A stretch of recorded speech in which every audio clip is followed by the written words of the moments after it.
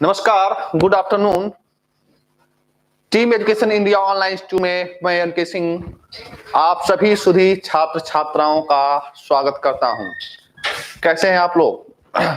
शिखा राय जी, संगीता जी, अंशु जी, सक्सेना जी, सागर कुमार जी, संदीप, दिवाकर जी, सागर कुमार जी, हाँ, स्वाति जी, शिखा जी, रवि जी, विकास मिश्रा जी, मीनाक्षी जी, मनीषा जी, चलिए आशुतोष जी, निशा तोमर जी, अजय कुमार जी, सभी लोगों को गुड आफ्टरनून। चलिए शुरुआत करते हैं। पहले आपसे एक कुछ फीडबैक ले लेते हैं। क्लासेज आपको समझ में आ रही हैं? किसी भी प्रकार की कोई दुविधा तो नहीं है?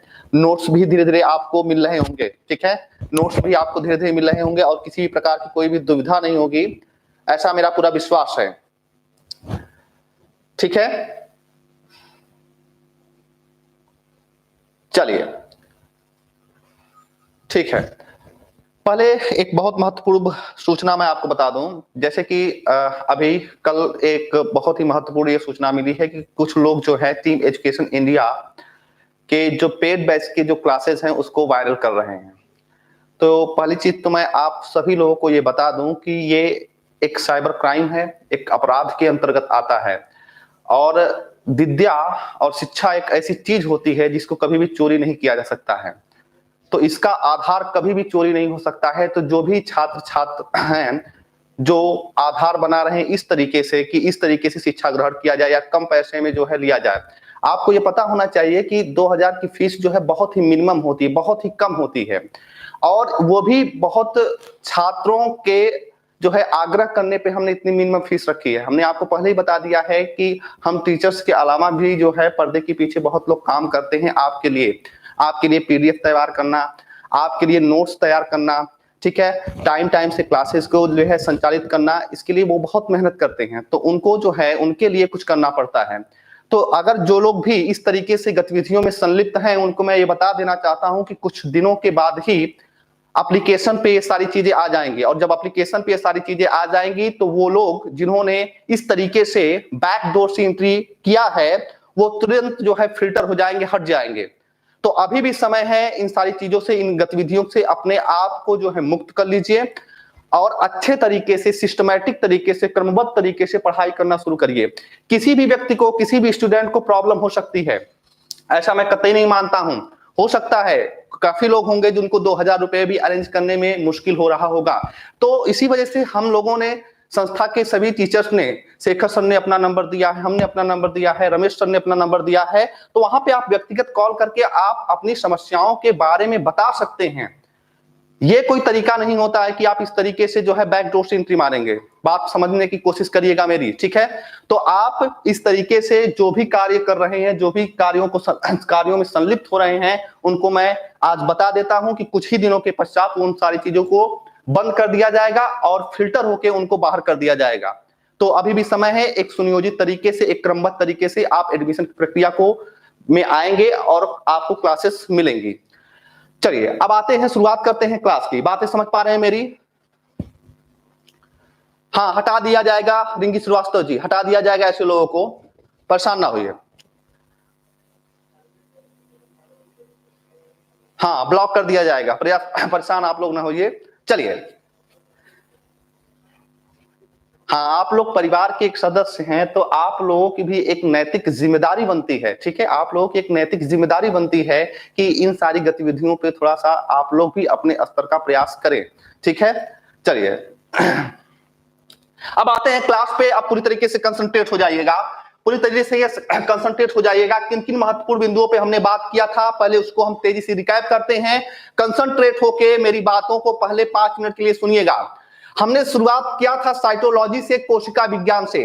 पूरी तरीके से कंसंट्रेट हो जाइएगा और अपने कमेंट्स को बंद कर दीजिएगा। प्लीज सभी लोग अपने कमेंट्स को बंद कर दीजिएगा और मैं 5 मिनट के अंदर पिछली जो 4 क्लासेस हैं उनको मैं रिकैप कर रहा हूं, जितनी महत्वपूर्ण बातें हैं, क्योंकि वो आपके दिमाग में पूरी तरीके से फीड हो जाए, उसके बाद मैं आगे की बातें करूंगा। हमने शुरुआत किया था कि हमारा शरीर या किसी भी जीवधारी का जो शरीर होता है वह कोशिकाओं से मिलकर बना होता है। कोशिका किसी भी जीव की संरचनात्मक एवं कार्यात्मक इकाई होती है, स्ट्रक्चरल एवं फंक्शनल यूनिट होती है और विज्ञान की वह शाखा जिसके अंतर्गत हम कोशिकाओं का अध्ययन करते हैं वह साइटोलॉजी कहलाता है, वह कोशिका विज्ञान कहलाता है। कोशिका की खोज रॉबर्ट हुक नामक वैज्ञानिक ने किया था, लेकिन वह एक निर्जीव कोशिका थी। सबसे पहले सजीव कोशिका की खोज करने वाले वैज्ञानिक का नाम है एंटोनी वॉन ल्यूवेनहॉक। कोशिका सिद्धांत का प्रतिपादन स्लाइडेन एवं स्वान नामक वैज्ञानिक ने किया था। स्लाइडेन एवं स्वान नामक वैज्ञानिक ने किया था और उन्होंने बताया कि जितने भी जीवधारी हैं वह या तो एक या एक से अधिक कोशिकाओं से मिलकर निर्मित होते हैं। अगर वह एक कोशिका से मिलकर निर्मित हैं तो उनको हम एक कोशिकी या यूनिसेलुलर कहते हैं। अगर वह एक से अधिक कोशिकाओं से मिलकर निर्मित होते हैं तो उनको हम मल्टीसेलुलर या उनको हम बहुकोशिकीय का नाम देते हैं। इसके पश्चात हमने शुरुआत किया था कोशिका की संरचना से और हमने आपको बताया कि कोशिका की संरचना में दो बहुत महत्वपूर्ण चीजें होती हैं। पहला प्रोटेक्टेड लेयर, सुरक्षात्मक आवरण, और दूसरा होता है क्या? दूसरा होता है जीवद्रव्य। प्रोटेक्टेड लेयर के अंतर्गत हमने सेल वॉल के बारे में पढ़ा। सेल वॉल के बारे में हमने आपको बताया कि सेल वॉल जो है यह सेलुलोज का बना होता है और केवल प्लांट सेल में पाया जाता है। केवल और केवल प्लांट सेल में पाया जाता है। और सेल मेम्ब्रेन के बारे में हमने बताया कि यह जो है एनिमल सेल का सबसे बाहरी आवरण होता है और यह चयनात्मक पारगम्य होता है। इसी वजह से इसको कोशिका का द्वारपाल कहा जाता है। कोशिका का द्वारपाल कहा जाता है।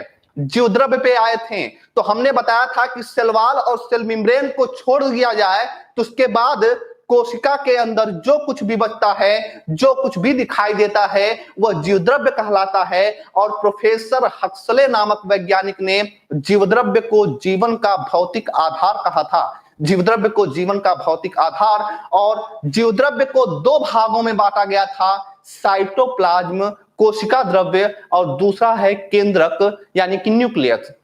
साइटोप्लाज्म के अंतर्गत साइटोप्लाज्म एक तरल पदार्थ होता है और उसी तरल पदार्थ में कोशिका के जितने भी अंग होते हैं वह सारे अंग उसी साइटोप्लाज्म में तैरते रहते हैं।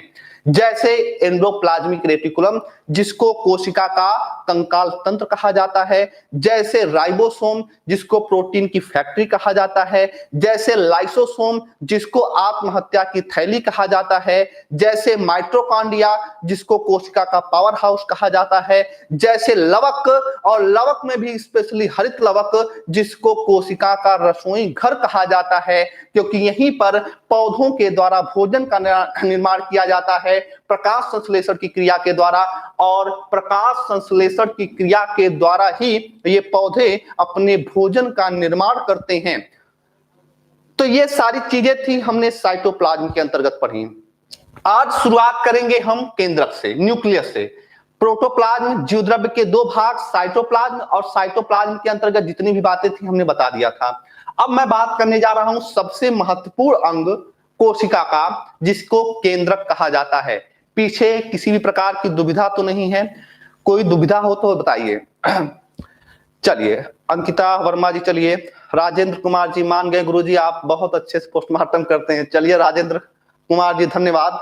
हाँ प्रतिभा मिश्रा जी केमिस्ट्री और फिजिक्स भी मेरे द्वारा ही पढ़ाया जाएगा, ठीक है, मेरे द्वारा ही पढ़ाया जाएगा। चलिए शुरुआत करते हैं केंद्रक से। अब मेरी बात ध्यान से सुनिएगा, ध्यान से सुनिएगा। ये जो केंद्रक होता है कुछ इस प्रकार से संरचना आपको दिखाई दे रही है, ये केंद्रक की संरचना है। बेसिकली कोशिका क्या होती है? कोशिका को हम इलेक्ट्रॉन सूक्ष्मदर्शी से जब देखते हैं तो कुछ इस प्रकार से केंद्रक दिखाई देता है।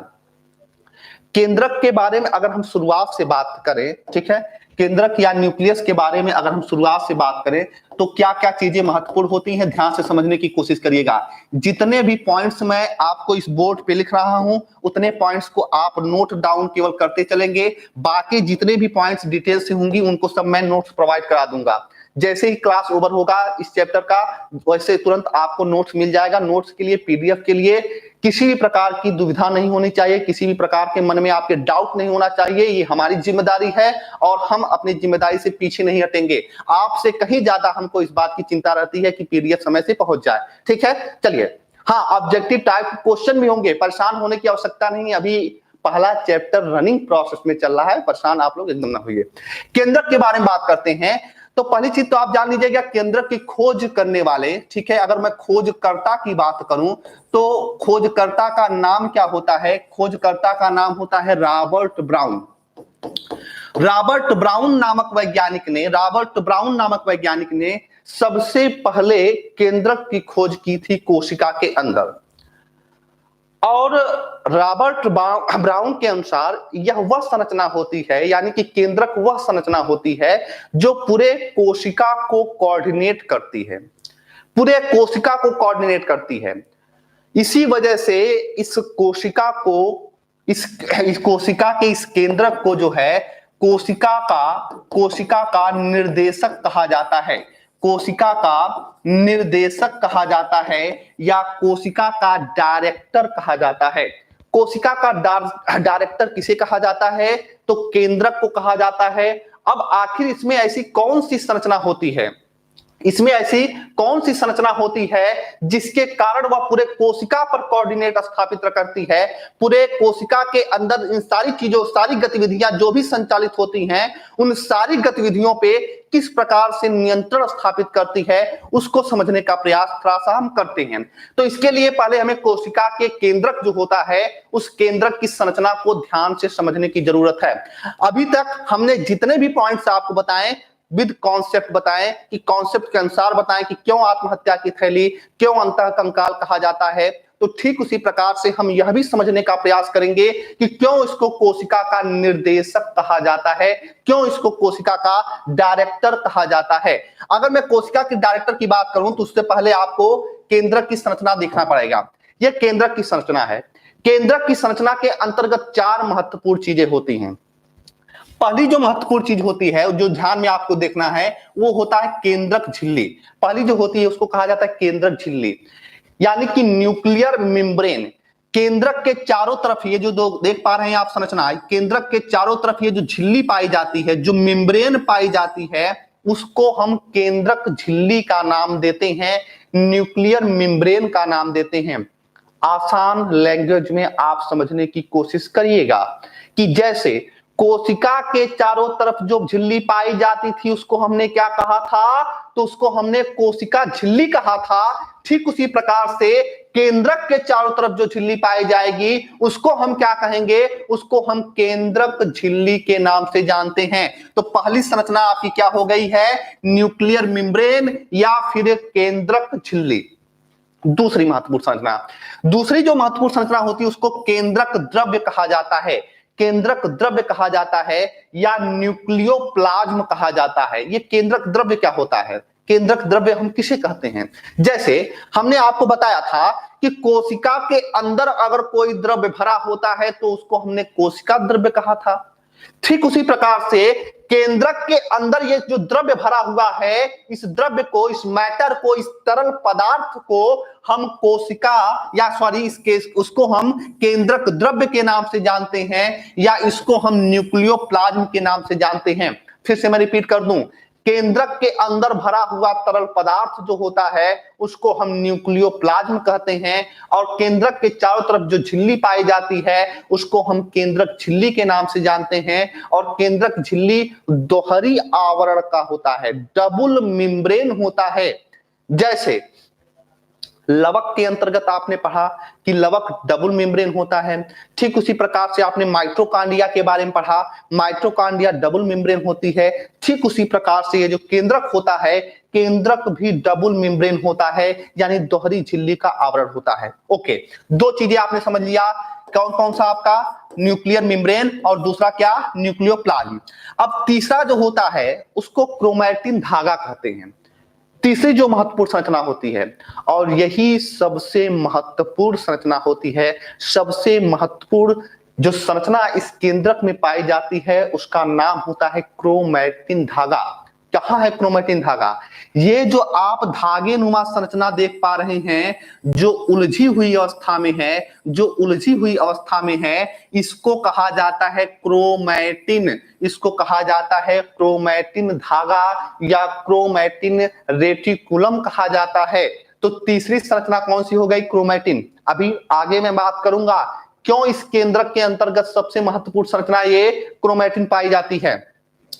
चौथी जो संरचना होती है उसको केंद्रिका कहा जाता है। केंद्रिका, ये जो आप संरचना देख पा रहे हैं, ये जो संरचना आप देख पा रहे हैं, इसको केंद्रिका कहा जाता है या इसको न्यूक्लियोलस कहा जाता है। इसको न्यूक्लियोलस कहा जाता है या इसको केंद्रिका कहा जाता है। तो ये चारों संरचनाओं के बारे में आपको पता होना चाहिए। ये चारों संरचनाओं के बारे में आपको पता होना चाहिए। अगर मैं अब सिंपल डायग्राम बनाऊं, अब मैं एक सिंपल डायग्राम बनाता हूं और आपको दूसरे तरीके से मैं समझाने का प्रयास करता हूं। जैसे मान लीजिए एक मैं फिगर बना रहा हूं केंद्रक का, ठीक है, एक मैं फिगर बना रहा हूं केंद्रक का। ये मान लीजिए एक केंद्रक का फिगर है। तो ये सबसे बाहरी आवरण जो होगा, इस बाहरी आवरण को हम क्या किस नाम से जानेंगे? इसको हम कहेंगे कि ये है केंद्रक झिल्ली। इसको हम क्या बोलेंगे? इसको हम कहेंगे केंद्रक झिल्ली। अब इसमें जो एक मैटर भरा होता है, जो तरल नुमा पदार्थ भरा होता है, इसको हम क्या कहेंगे? इसको कहेंगे हम केंद्रक द्रव्य या न्यूक्लियोप्लाज्म कहेंगे। और तीसरी महत्वपूर्ण संरचना क्या होती है? जो इसमें धागे नुमा संरचना होती है, इसको क्या कहते हैं? इसको क्रोमैटिन का नाम हम देंगे, क्रोमैटिन का नाम देंगे। और इसी में चौथी एक संरचना पाई जाती है, चौथी एक संरचना पाई जाती है और इसको हम किस नाम से जानते हैं? इसको हम केंद्रिका के नाम से जानते हैं। आगे हम बताएंगे कि केंद्रिका का क्या कार्य होता है और क्यों केंद्रक को कोशिका का डायरेक्टर कहा जाता है, और क्या ऐसी बात खास बात है कि मैं इस क्रोमैटिन को इस केंद्रक में सबसे इंपॉर्टेंट कह रहा हूं। ध्यान से मेरी बातों को समझने का प्रयास करिएगा क्योंकि ये टॉपिक सबसे महत्वपूर्ण होता है। क्वेश्चन लगभग यहां से आना तय होता है। देखिए, हमने कहा कि इस कोशिका के अंदर जो होता है, ये जो क्रोमैटिन होता है, ये क्रोमैटिन सबसे महत्वपूर्ण होता है। क्रोमैटिन सबसे महत्वपूर्ण इस वजह से होता है क्योंकि ये देख पा रहे हैं आप कि ये जो है धागे नुमा एक संरचना है, ये आपस में उलझी हुई होती है। आपस में ये बहुत ही उलझी हुई अवस्था में होती है। लेकिन जब केंद्रक विभाजन होता है या जब कोशिका विभाजन होता है, तो ये जो है, ये जो धागे नुमा संरचना है जो आपस में उलझी हुई है, ये क्या होती हैं? ये अलग अलग हो जाती हैं। ये अलग अलग हो जाती हैं, ये कई टुकड़ों में बट जाती हैं। अब आपको ये समझने में थोड़ा सा परेशानी, दिक्कत आ रही होगी कि कैसे ये बढ़ता होगा और कोशिका विभाजन क्या होता है। तो हमने आपको पिछले लेक्चर में बताया था कि कोशिका विभाजन का सबसे महत्वपूर्ण कार्य ये होता है कि जब तक कोशिका का विभाजन नहीं होगा तब तक हमारी कोशिकाएं विकसित नहीं होंगी, तब तक हमारी कोशिकाएं जो है वृद्धि नहीं करेंगी। तो प्रत्येक कोशिका में जो है विभाजन होना बहुत महत्वपूर्ण होता है। तो जब कोशिका में विभाजन होता है, केंद्रक में विभाजन होता है, तो ये जो क्रोमैटिन होता है यह टूट जाता है, कई टुकड़ों में संघनित हो जाता है, टूट जाता है, अलग हो जाता है। और टूटने के पश्चात यह जिस संरचना में आता है उस संरचना को क्रोमोसोम कहा जाता है। उस संरचना को क्रोमोसोम या हिंदी में इसको गुणसूत्र कहा जाता है। इसको गुणसूत्र कहा जाता है या इसको क्रोमोसोम कहा जाता है। ध्यान से एक एक चीजों को समझते रहिएगा। हमने आपसे कहा कि कोशिका के अंदर केंद्रक, केंद्रक के अंदर क्रोमैटिन, और क्रोमैटिन में हुआ विभाजन। क्रोमैटिन में हुआ क्या? क्रोमैटिन में हुआ कोशिका विभाजन, और कोशिका विभाजन सेल डिवीजन होने के पश्चात जो है ये क्रोमैटिन अलग हो गया, टूट गया, विखंडित हो गया, और यह किसमें तब्दील हो गया? यह तब्दील हो गया क्रोमोसोम में, यह तब्दील हो गया गुणसूत्र में। अब आपको ये चीजें समझ में आ गई होंगी कि ये जो गुणसूत्र का कॉन्सेप्ट है, यह गुणसूत्र का कॉन्सेप्ट कहां से आया है? तो इसी क्रोमैटिन। और यहीं पे मैं आपको याद दिला दूं कि क्रोमोसोम को अगर आप लिखेंगे तो कुछ इस प्रकार से लिखेंगे इंग्लिश में, क्रोमोसोम। और अगर मैं आपको याद दिलाऊं तो हमने आपको बताया था कि कहीं भी क्रोमो शब्द मिले तो क्रोमो का मतलब क्या होता है? जरा आंसर करेंगे आप सभी लोग। देखते हैं सबसे पहले कौन बताता है क्रोमो का मतलब क्या होता है। कहीं भी अगर क्रोमो शब्द लगा रहे तो इसका मतलब क्या होता है? देखते हैं तेजी से कौन आंसर देता है, कौन बहुत सीरियस क्लास अटेंड कर रहा है। हमने पिछली कक्षा में आपको बताया है कि क्रोमोसोम का मतलब क्या होता है। बताइए तेजी से।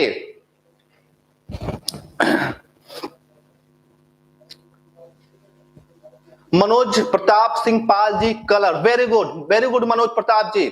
चलिए, हाँ विभूति श्री जी, वेरी गुड, रंग बिरंगा। हाँ, कहीं भी क्रोमो शब्द मिल जाए तो क्रोमो का मतलब होता है रंग बिरंगा, यानी कि कलरफुल। तो यहां से एक कॉन्सेप्ट तो आपको मिल गया ना कि ये क्रोमोसोम भी क्या होगा, रंग बिरंगा होता है। केंद्रक के अंदर ये जो क्रोमोसोम पाया जाता है वह क्या होता है, विभिन्न प्रकार के रंगों का होता है, रंग बिरंगा होता है। क्यों? क्योंकि इसके आगे लिखा है क्रोमोसोम और यहाँ पे आगे लिखा है क्या, क्रोमो। अब यहाँ पे ध्यान दीजिएगा, ये जो क्रोमोसोम होता है, ये क्रोमोसोम प्रत्येक जीवों में इनकी संख्या निश्चित होती है। कंसंट्रेट हो जाइएगा, क्रोमोसोम जो होता है यह प्रत्येक जीवों में इनकी संख्या निश्चित होती है। ध्यान से समझने की प्रयास करिएगा। मान लीजिए कि ये जो केंद्रक के अंदर ये क्रोमैटिन है, तो जब कोशिका विभाजन हुआ तो ये संरचना कैसी बदल जाती है, इस प्रकार से संरचना में बदल जाती है, इस प्रकार से, ठीक है, इस प्रकार से संरचना में ये क्रोमोसोम बदल जाते हैं। तो याद रखिएगा, ये जो संरचना बनती है, ये नंबर जो होता है, ये नंबर बहुत महत्वपूर्ण होता है। ये नंबर बहुत महत्वपूर्ण होता है, प्रत्येक जीवों में इसकी संख्या निश्चित होती है। अगर मैं मनुष्य की बात करूं तो मनुष्य में कितने क्रोमोसोम पाए जाते हैं, तो याद रखिएगा 23 जोड़ी गुणसूत्र पाए जाते हैं। कितना? 23 जोड़ी गुणसूत्रों की संख्या पाई जाती है, या अगर संख्या में पूछा जाए तो कितना होता है, 46। ईश्वर की या प्रकृति की जो है, आप रचना को समझने का प्रयास करिए कि कितना खूबसूरत ईश्वर ने आपको बनाया है और कितनी शिद्दत से आपको बनाया है। जब आपके केंद्रक में विभाजन होता है तो वो हमेशा और हमेशा 23 जोड़ी ही बनता है। हमेशा और हमेशा कितना बनता है, 23 जोड़ी ही बनता है या 46 ही बनता है। अगर एक भी गुणसूत्र बढ़ जाए या एक ही गुणसूत्र घट जाए तो आपके पूरे शरीर में परिवर्तन देखने को मिलने लगेगा। याद रखिएगा, जहां 23 से 24 हुआ, केवल एक बढ़ गया तो वह मनुष्य का बच्चा नहीं रह जाएगा, वह मनुष्य का बच्चा नहीं रह जाएगा, वह चिंपैंजी हो जाएगा, चिंपैंजी। आप समझ सकते हैं कि प्रकृति ने आपको कितने शिद्दत से गढ़ा है। यानी कि थोड़ा सा भी मिस्टेक हुआ तो मनुष्य का बच्चा ना होकर वह चिंपैंजी हो जाएगा। 23 नहीं 24 जोड़ी हुआ तो तुरंत वो क्या हो जाएगा, चिंपैंजी हो जाएगा। तो याद रखिएगा कि प्रत्येक जीवों में जो गुणसूत्रों की संख्या होती है वह गुणसूत्रों की संख्या रिजिड होती है, निश्चित होती है। मनुष्य में 23 जोड़ी गुणसूत्र या टोटल 46 पाए जाते हैं। अभी आगे हम बात करेंगे कि गुणसूत्रों को कितने भागों में बांटा जाता है, उन सारी चीजों पे हम आगे बात करेंगे। ठीक है, क्रोमोसोम को आपने पढ़ लिया, क्रोमोसोम निश्चित संख्या में पाए जाते हैं, इसके बारे में पढ़ लिया, और मनुष्य में 23 जोड़ी गुणसूत्र पाए जाते हैं, इसके बारे में पढ़ लिया।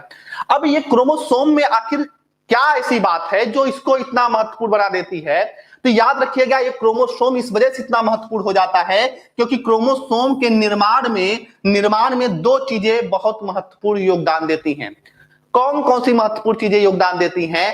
पहला महत्वपूर्ण चीजें योगदान देती है एक प्रोटीन, और उस प्रोटीन का नाम होता है हिस्टोन प्रोटीन। उस प्रोटीन का नाम क्या होता है? Histone protein. हिस्टोन प्रोटीन से ये गुणसूत्र बना होता है। और दूसरा खास बात, सबसे खास बात, कि इस क्रोमोसोम के निर्माण में एक न्यूक्लिक एसिड भाग लेता है और उस न्यूक्लिक एसिड का नाम होता है डीएनए, अर्थात डीऑक्सीराइबोज न्यूक्लिक एसिड। अभी उसके बारे में हम आगे डिटेल से बात हम करेंगे, लेकिन अभी केवल आप इतना समझने का प्रयास करिएगा कि ये जो क्रोमोसोम होता है, इस क्रोमोसोम के निर्माण में एक प्रोटीन भाग लेता है और उस प्रोटीन का नाम होता है हिस्टोन प्रोटीन, और दूसरा एक न्यूक्लिक एसिड भाग लेता है और उसका नाम होता है डीएनए, अर्थात डीऑक्सीराइबोज न्यूक्लिक एसिड। तो क्रोमैटिन महत्वपूर्ण हुआ केंद्रक में, क्रोमैटिन में महत्वपूर्ण हुआ क्रोमोसोम, और क्रोमोसोम में महत्वपूर्ण हुआ कौन? डीएनए। तो फिर डीएनए क्या होता है? क्यों हम डीएनए फिंगरप्रिंट चिल्लाते हैं कि डीएनए जांच करवा लेते हैं? ठीक है, ऐसा क्या होता है डीएनए में? तो डीएनए में जिस डीएनए में जो कार्य करता है कार्य करने वाला जो खंड होता है उस खंड को कहा जाता है जीन। उस खंड को कहा जाता है क्या? जीन कहा जाता है। यानी कि डीएनए के अंतर्गत कार्य कौन करता है? जीन कार्य करता है। इस डीएनए का जो कार्यात्मक खंड होता है, जो फंक्शनल यूनिट होती है, उसको हम किस नाम से जानते हैं? जीन के नाम से जानते हैं। और ये जीन क्या है? ये जीन ही तो हमारी पांडुलिपि है।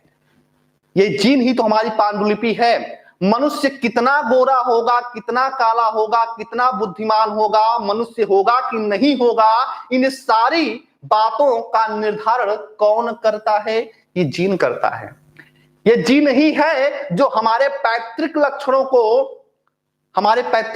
को हमारे अंदर और हमारे आने वाले पीढ़ियों के अंतर्गत जो है ट्रांसफर करता है। कौन ट्रांसफर करता है? तो ये जीन ही वह फैक्टर होता है।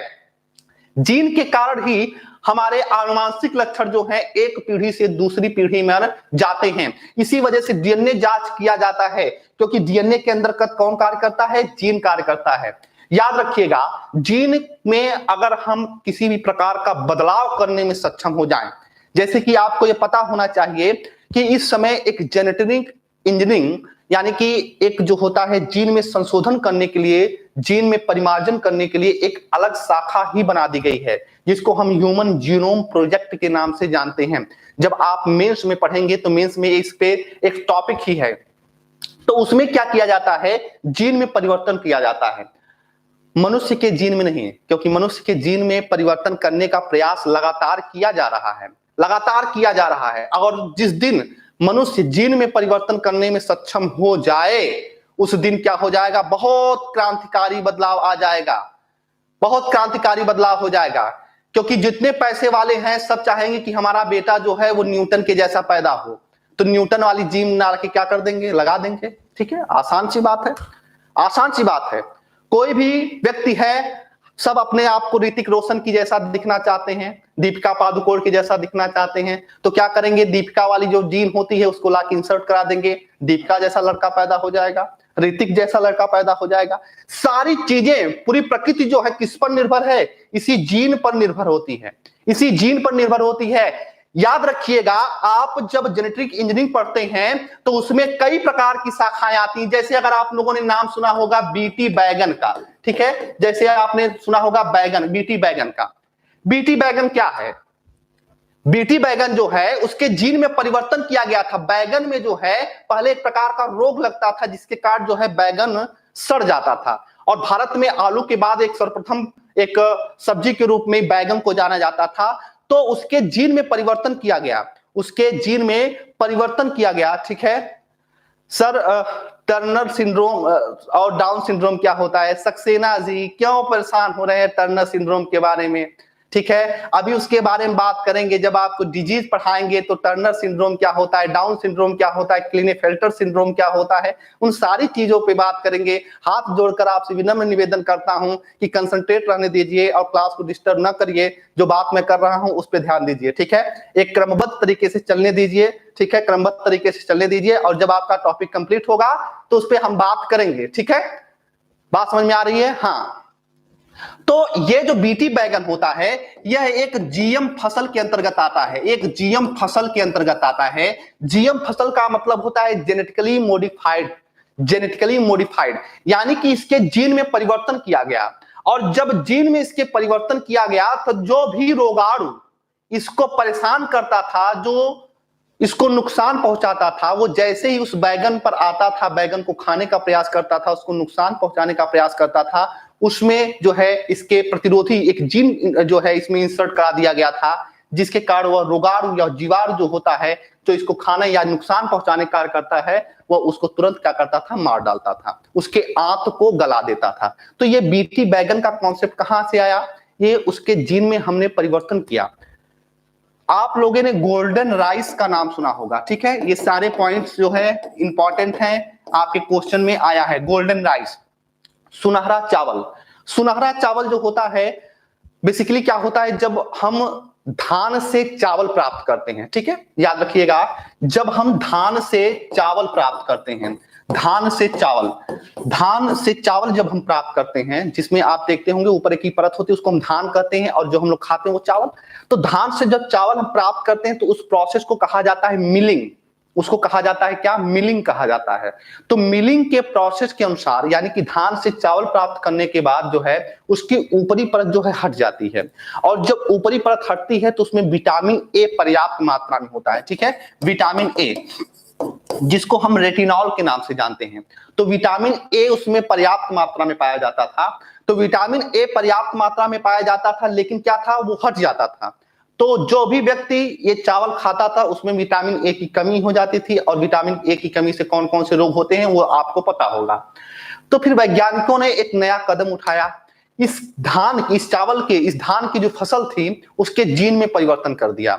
अब उसके जीन में परिवर्तन कर दिया तो अब जितने भी चावल थे, पूरे चावल के दाने में ही विटामिन ए के पर्याप्त मात्रा आ गई, लेकिन उसका रंग चेंज हो गया, उसका कलर बदल गया। उसका रंग बदलने से, उसका कलर चेंज होने से जो है, ऐसे चावल को हम गोल्डन चावल के नाम से जानते हैं, उसको हम गोल्डन राइस के नाम से जानते हैं। क्वेश्चन आपसे पूछा गया है आयोग के द्वारा कि गोल्डन राइस में किस विटामिन की प्रचुर मात्रा होती है?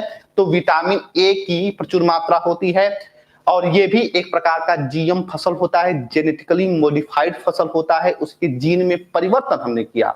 ठीक उसी प्रकार से बीटी कपास भी होता है, बीटी कपास भी होता है। बीटी कपास, बीटी का मतलब क्या होता है? बीटी का मतलब होता है बैसिलस थुरिजिनियम कपास, इसके भी जीन में परिवर्तन किया गया। ब्लू वार्म एक कीट होता है जो इस कपास को बहुत नुकसान पहुंचाता था, तो ये जब जिसके जीन में परिवर्तन किया गया तो क्या किया गया, मनुष्य के जब जीन में परिवर्तन किया गया तो यह कपास जो है उस ब्लू वार्म कीट से लड़ने में सक्षम हो पाया और अपने आप की सुरक्षा कर पाया। तो कुल मिलाके मैं यहाँ पे ओवरऑल ये बताने का प्रयास कर रहा हूं कि चाहे वो पौधा हो, चाहे वह मनुष्य हो, हमारी पूरी जितनी भी गतिविधियां होती हैं, मनुष्य क्या सोचता है, मनुष्य किस प्रकार से दिखेगा, मनुष्य किस प्रकार के रोगों से लड़ने में सक्षम हो पाएगा कि नहीं हो पाएगा, इन सारी गतिविधियों का नियंत्रण करना कोशिका के अंदर केंद्रक, और केंद्रक के अंदर जीन होता है। क्योंकि जीन केंद्रक में पाया जाता है, इसी वजह से केंद्रक को कोशिका का डायरेक्टर कहा जाता है, कोशिका का निर्देशक कहा जाता है। ये बात एकदम क्लियर हो जानी चाहिए, स्पष्ट हो जानी चाहिए कि जीन ही हमारी सारी क्रियाविधियों के लिए, हमारी पूरी जो है संरचना के लिए जो होता है सबसे महत्वपूर्ण होता है। ये हमने आपको एग्जांपल देके कुछ चीजों के बारे में स्पष्ट करने का प्रयास किया।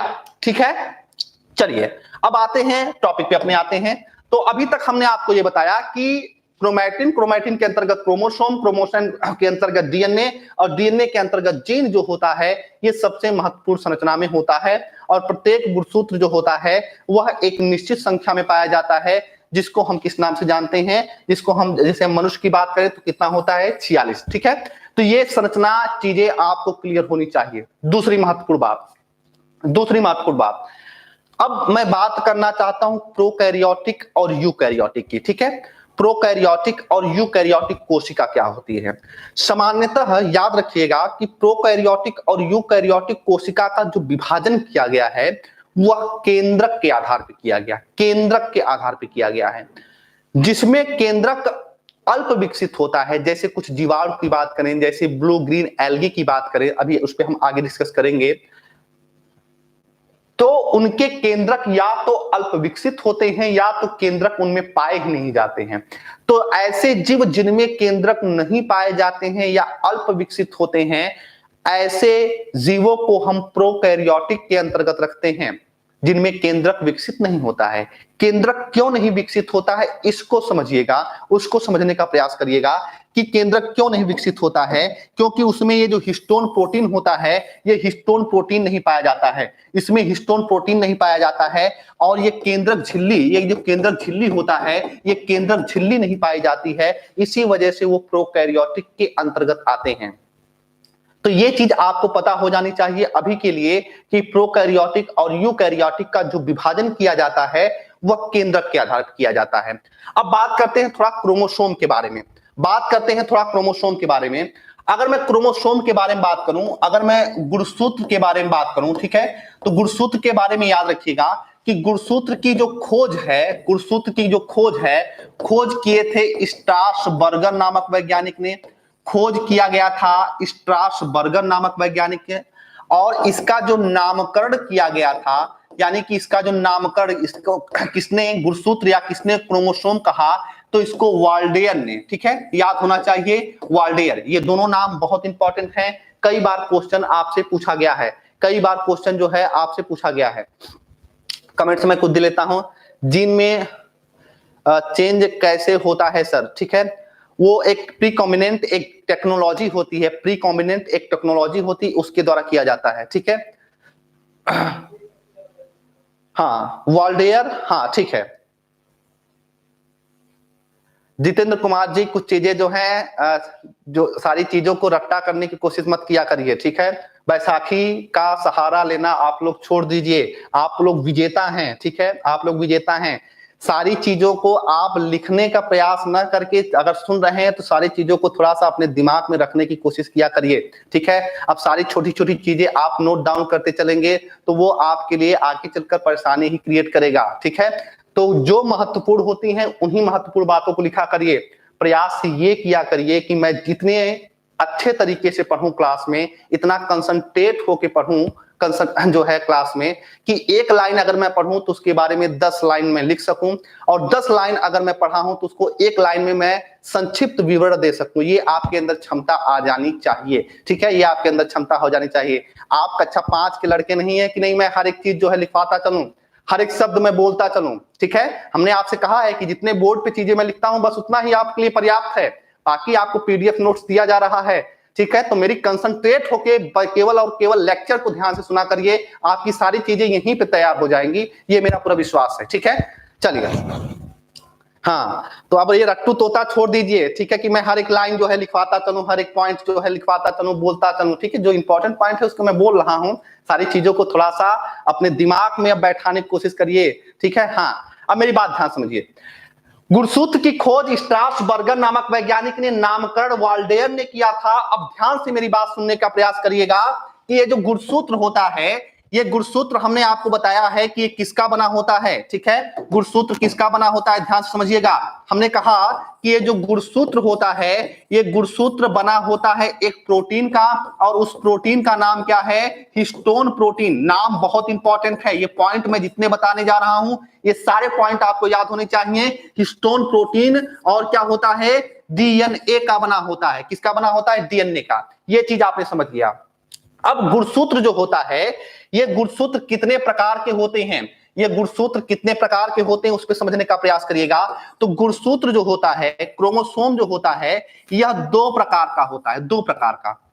कौन कौन से गुणसूत्र होते हैं, कौन कौन से गुणसूत्र होते हैं, तो क्रोमोसोम या गुणसूत्र जो होते हैं 2 प्रकार के होते हैं।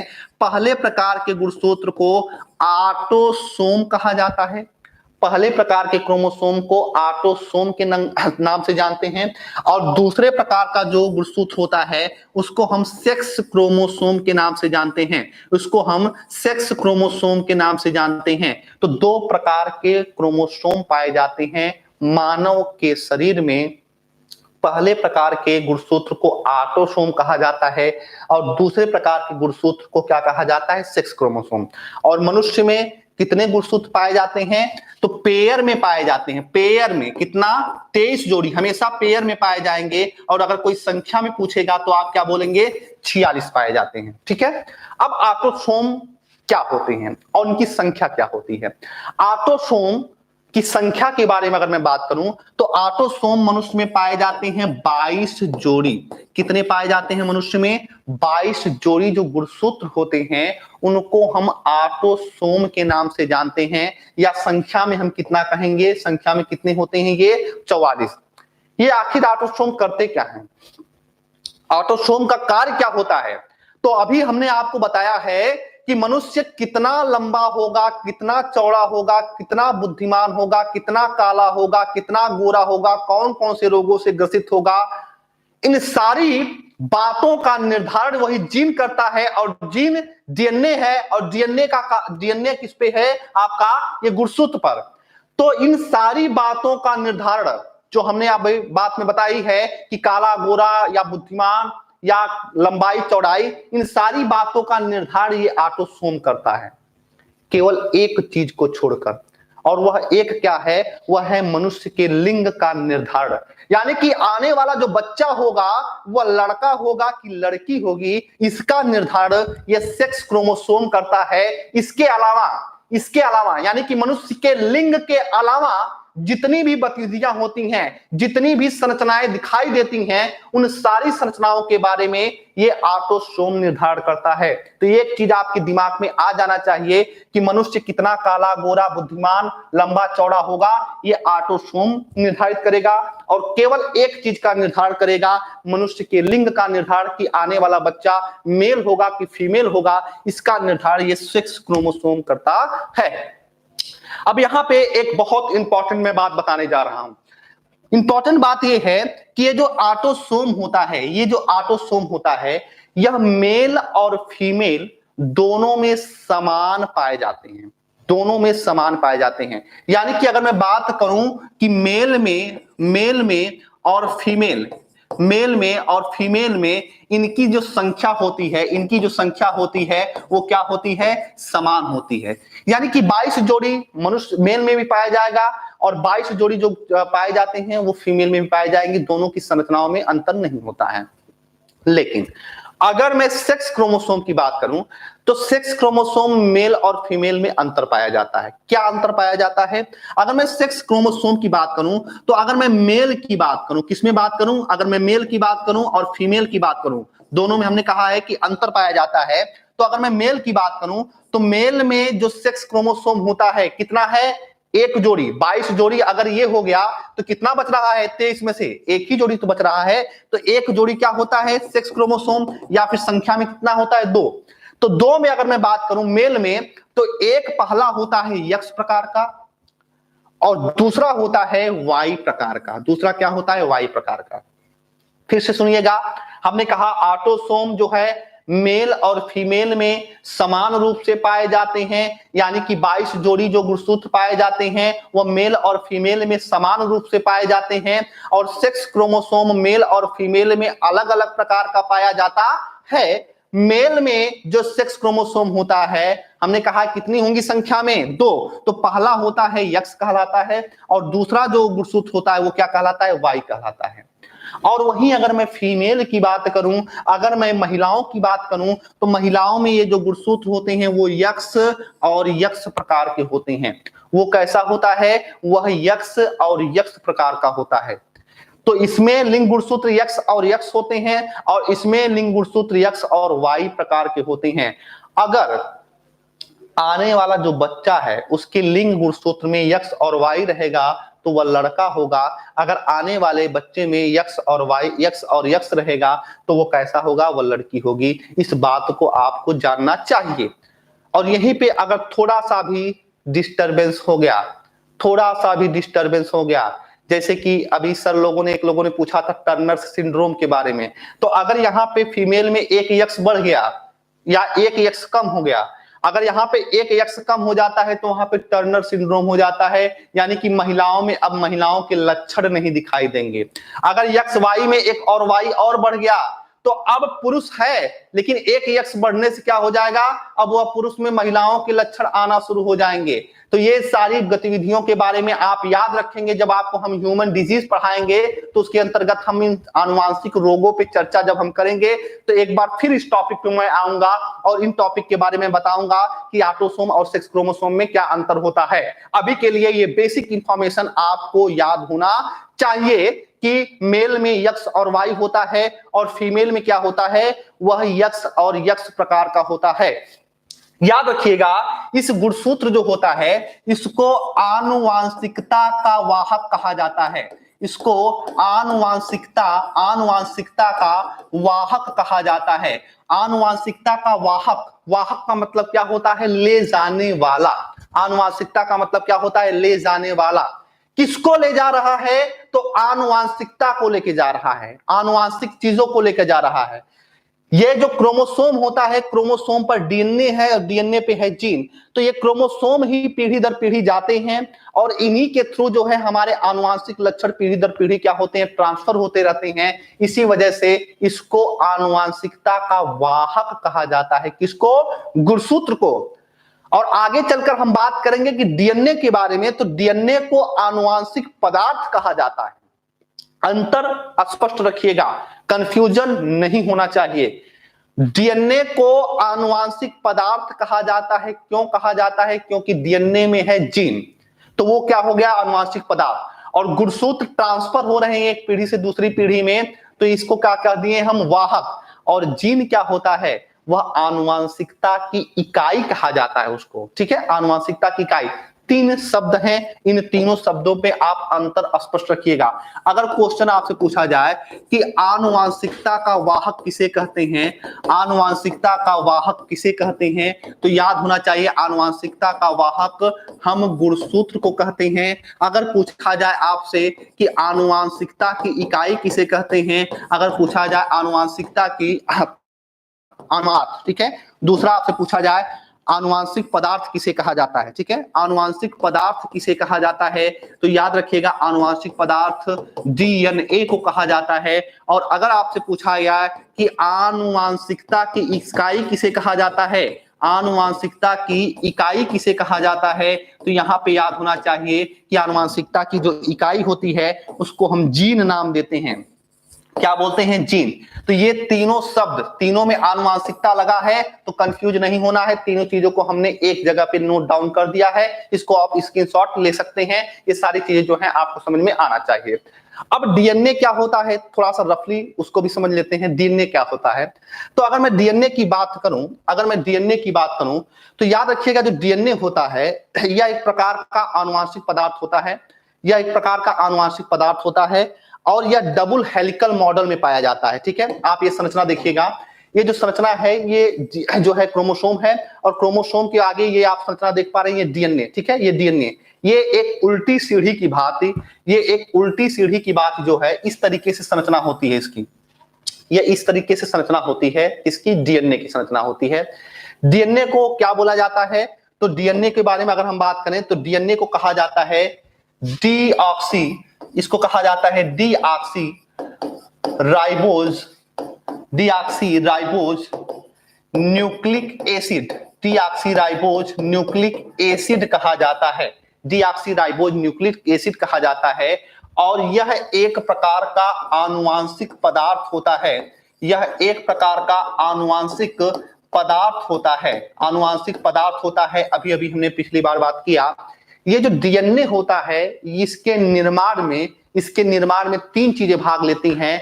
एक क्षार होता है जिसको हम नाइट्रोजनी क्षार कहते हैं, दूसरा होता है सुगर, और ये सुगर जो होता है ये पेंटोज सुगर होता है, यानी कि इसमें जो है 5 अणु सुगर के शर्करा के मिले रहते हैं, और तीसरा होता है फास्फोरिक अम्ल, फास्फोरिक अम्ल। तो तीन चीजों से मिलकर बना होता है फास्फोरिक अम्ल, नाइट्रोजनी क्षार और पेंटोज सुगर। ठीक है, अगर मैं नाइट्रोजनी क्षार के बारे में बात करूं, कुछ लोगों को यहाँ पे थोड़ा सा हार्ड लग रहा होगा, कि कठिन लग रहा होगा कि इन सारी चीजों के बारे में, लेकिन ये हार्ड नहीं है। थोड़ा सा आपको मैं चीजों को और क्लियर और अच्छे तरीके से बताने चाह रहा हूं, ताकि कहीं भी और अतिरिक्त आपको मेहनत ना करनी पड़े, आप चीजों को यहीं से पढ़ पाने में, समझ पाने में समर्थ हो। ठीक है, तो नाइट्रोजनी क्षार जो होता है इसमें दो बेस पाए जाते हैं, दो क्षार पाए जाते हैं विस्तृत रूप से। पहले बेस को प्यूरीन कहा जाता है और दूसरे बेस को पिरिमिडीन कहा जाता है। प्यूरीन और पिरिमिडीन ये सब डीएनए पर लगे होते हैं, ये सब डीएनए में लगे रहते हैं। प्यूरीन जो होता है यह दो प्रकार का होता है, एडिनिन और गुआनिन, और पिरिमिडीन जो होता है ये दो प्रकार का होता है, थायमिन और साइटोसिन। तो ये कुल मिला के 4 क्षार पाए जाते हैं नाइट्रोजनी में। कौन कौन से? ये एडिनिन, और कौन सा गुआनिन, और कौन सा थायमिन, और कौन सा साइटोसिन, यानी कि AGTC, ये 4 प्रकार के क्षार जो होते हैं, ये जो कुंडली संरचना होती है, जिसको आगे चलकर मैं बात करूंगा, इस कुंडली संरचना को नाम देने वाले वैज्ञानिक का नाम है वाटसन और क्रिक। वाटसन और क्रिक ने डबल हेलिकल मॉडल दिया था। तो ये चीज आपको समझ में आ जाना चाहिए कि डबल हेलिकल मॉडल जो है वाटसन और क्रिक के द्वारा दिया गया था। ठीक है, किसके द्वारा दिया गया था? तो वाटसन और क्रिक। याद रखिएगा, ध्यान से समझिएगा फिर से। हमने कहा कि केंद्रक है, केंद्रक में है क्रोमैटिन, और क्रोमैटिन में जब विभाजन होता है तो वह अलग हो जाता है, अलग हो जाता है। तो पहले ये माना जाता था कि ये जो गुणसूत्र है वह कुंडलित है, केवल कुंडलित, ये कुंडलित है, केवल ये कुंडलित है, यानी कि इसको कहा जाता है हेलिकल। इसको कहा जाता है क्या? हेलिकल। इसको कहा जाता है कुंडलित। लेकिन बाद में एक वैज्ञानिक आते हैं, दो वैज्ञानिक एक्चुअल में होते हैं। एक का नाम होता है वाटसन, नाम बहुत इंपॉर्टेंट है, कई बार क्वेश्चन आपसे पूछा गया है, वाटसन। और दूसरे वैज्ञानिक का नाम है क्रिक। वाटसन और क्रिक कहते हैं कि यह हेलिकल नहीं है, यह डबल हेलिकल है, यह डबल हेलिकल है, यानी कि यह दोहरी संरचना जो है कुंडलित हुए आपस में लिपटी हुई है। तो इसको कहा जाता है क्या? इसको कहा जाता है डबल हेलिकल मॉडल, या कहा जाता है इसको दोहरी कुंडलित संरचना। ठीक है, इसको कहा जाता है दोहरी कुंडलित संरचना कहा जाता है। तो एक क्वेश्चन आपसे पूछा जाता है कि दोहरी कुंडलित संरचना देने वाले वैज्ञानिक का नाम क्या है? तो वाटसन और क्रिक है। ये किसके संदर्भ में दिया गया था? डीएनए के संदर्भ में दिया गया था। डीएनए कितने क्षारों से मिलकर बना होता है? तो एडेनिन, गुआनिन, थाइमिन और साइटोसिन, ये चार क्षार मिलकर जो है डीएनए का निर्माण करते हैं। आगे चलकर जब हम अगली कक्षा में आरएनए के विषय में बात करेंगे, आरएनए के विषय में बात करेंगे, तो मैं आपको ये बताऊंगा कि आरएनए और डीएनए में केवल इतना अंतर होता है संरचना के मामले में। संरचना के दृष्टिकोण से अगर मैं बात करूं तो ये जो थाइमीन है, ये थाइमीन आरएनए में नहीं पाया जाता है, इसकी जगह पे यूरेसिल पाया जाता है, यूरेसिल बेस पाया जाता है। किसमें? आरएनए में। इस थाइमीन की जगह पे बाकी ये जो जितनी भी संरचनाएं हैं, ये सारी संरचनाएं आरएनए और डीएनए में क्या होता है? सेम होता है, समान होता है। ठीक है, तो आशा करता हूं कि आज आपको बहुत ढेर सारी नई चीजें मिली होंगी, काफी कुछ आपको सीखने को आज मिला होगा। ठीक है, तो आगे जो है नेक्स्ट हम लोग थोड़ा सा आरएनए के विषय में बात करेंगे कि कैसे प्रोटीन का संश्लेषण होता है, प्रोकैरियोटिक यूकैरियोटिक कोशिका के बारे में बात करेंगे। फिर इस चैप्टर से जितने भी क्वेश्चन आए हैं या आने की संभावना है उस पर डिस्कस करेंगे। फिर आपको पीडीएफ दिया जाएगा और फिर हम अगले नेक्स्ट क्वेश्चन पे, नेक्स्ट सेगमेंट पर, नेक्स्ट चैप्टर पर बढ़ेंगे। ठीक है, तो किसी भी प्रकार की कोई भी परेशानी नहीं होनी चाहिए। धैर्य बनाए रखिएगा, पेशेंस बनाए रखिएगा और टीम एजुकेशन इंडिया के साथ जो है पढ़ाई में एंजॉय करते रहिएगा। मिलते हैं नेक्स्ट लेक्चर में। जय हिंद, नमस्कार।